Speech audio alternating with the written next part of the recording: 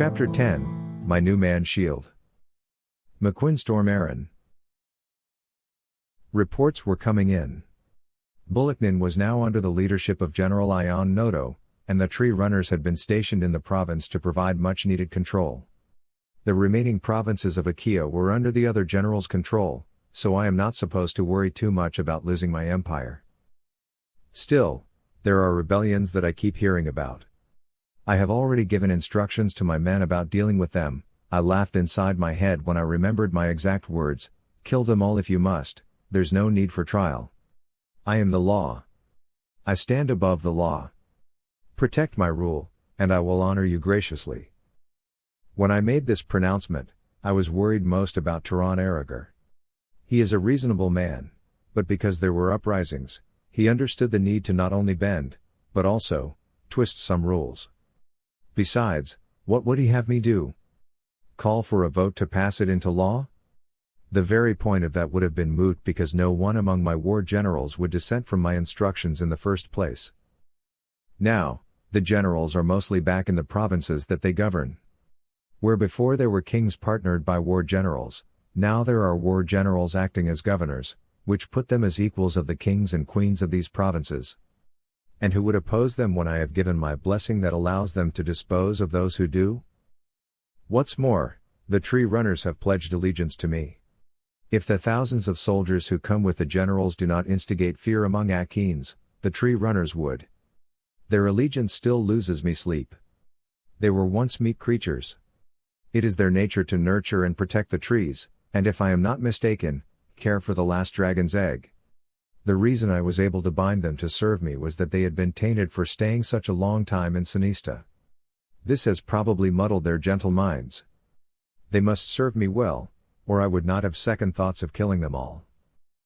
Regardless of all these, I must not lose focus. I must find the boy. Kino Amark is still out there, and I must have him as soon as I can. It still angers me to learn that after being captured by Ion, I have lost him again because of my mother's own doing. How preposterous. The latest I heard was that the Nivens had survived the genocide. If not for Ion, who sent me the information, I would not have believed the rumors altogether. But although his account was quite limited, as narrated in his missive, the message was clear: the Nivens are alive. It has been confirmed that they are the ghosts. They fought against his men alongside the rebels and defeated the tree runners together with Ion and Nivedon. While he mentioned that not much harm fell upon his troops, this report still reeked of failure. Was I to let this pass? If my top general could not defeat these Nivens who were assisted by a handful of rebels, was it not reason enough to further tighten the control over all of Akea? This is why I have ordered my generals to hunt these Nivens and slay them. My strict instructions were that there must be at least 3 generals to attack them all at once. If the Nivens still survive that, then I will remove these useless generals and banish them to Karasthea too. By this time, my men should have been deployed already. In a matter of weeks, I will receive the news of Niven's demise. I will not have it any other way. And yet another piece of information has reached me: everyone is traveling to Karasthea. The tree runners are going there. The rebels are going there. I even banished my mother there. I have been there myself in my quest to find the last black dragon's egg, but that journey was unfruitful and unfavorable. I will be back there soon enough. We are ready, Saul said, suddenly disturbing my stream of thought. I had not taken note of her arrival. She was, as usual, as discreet as an assassin. Beside her, the lanky lad stood. He looked cleaner after taking that bath. He was also better clothed now, although his face was still covered in bruises. They were red and raw, but they will heal soon. Didn't you call on a healer to attend to? I stopped, trying to recall the lad's name. Miroe Pasap, Your Highness, the lad said. You should have taken Miroe to them first, I said to Saul. Saul flushed. You said that we would be leaving soon, which is why I did not bother to. Nevertheless, I will call on someone. She turned around without waiting for my permission. I would have scolded her on other occasions, but I had a lot on my mind, so I let her be without admonition. The lad bowed and was peering at me curiously. His volunteering to be my man-shield was not much of a surprise to me. Nowadays, everybody seems to want my favor. There have been instances where I would catch mothers and fathers eagerly parading their daughters right under my nose. It was quite disgusting, but this was how it works, especially if you are the most powerful man in the land. I studied the lad in front of me. He was still bowing as though looking up to catch my eye was a sin. He was taller than most lads his age. "Where are you from?" I asked. "Your Highness?" He stuttered. I raised an eyebrow at him. I asked him a question, and I expected it to be answered. "I came from Babala, Your Highness. And after that, I was adopted by my aunt in Prile." "Babala is such a far-off place in the southwestern part of Akea. Tell me more about your family," I said. Miroe looked up at me and hesitated before opening his mouth to speak. "I have a twin. Her name is Goemi." "And your parents?" Miroe looked down but did not say anything anymore. Rage started to build up inside me, and I heard the rolling thunder outside. Through the large open windows of my chambers, I saw lightning bolts splitting the sky. Let me tell you this. I am not an ordinary man. I am the Emperor, highest in this land, and I do not take kindly to anyone who does not respond when talked to. Choose your destiny wisely, lad. If you want to serve me well. And start by answering my questions." I paused, heaving a deep breath. "Now, tell me. Who are your parents?" Miroe shuffled his feet and cowered before standing straight with his shoulders pulled back and his chest thrust out to display confidence.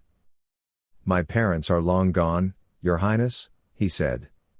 "My father deserted us, and I never got the chance to meet my mother because she died giving birth to me." His voice did not break. It was disheartening to hear that his parents were just like mine, except that in my case, it was my mother who left and my father who gave me away to the soldiers. Put your past behind you. All those people who've hurt you will not be able to do that anymore if you protect yourself from love, I said. I have no family either, but that didn't stop me from becoming an emperor.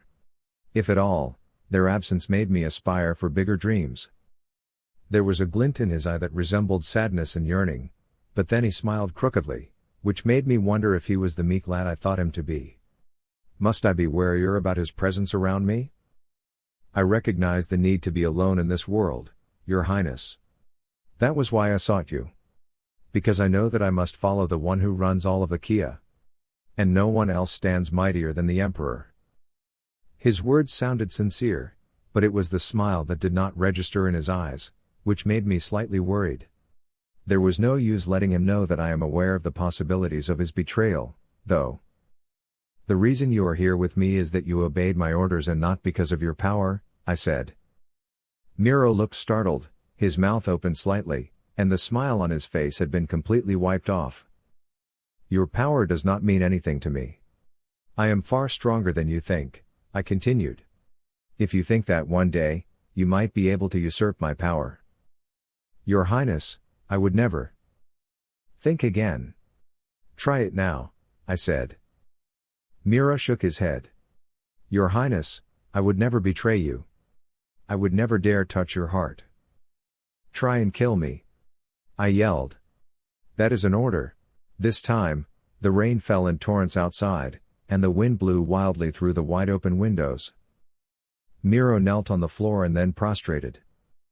I said, try and kill me, boy. I commanded. His body shook as though my words alone terrified him.